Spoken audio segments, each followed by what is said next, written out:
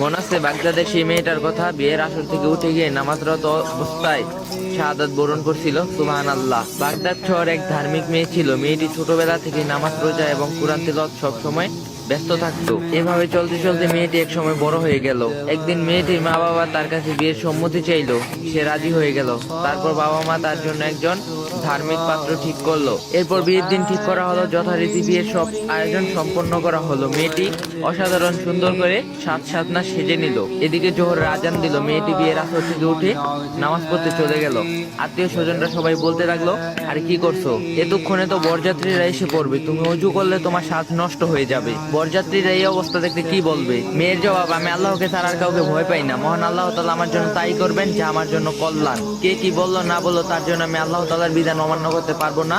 অতএব মেয়েটি নামাজ পড়তে চলে গেল। বেশি কিছুক্ষণ হয়ে গেল, মেয়ে আসছে না। এই দেখে মেয়ের মা মেয়ের নামাজের ঘরে দেখতে গেলেন। মা দেখলেন মেয়ে এখনো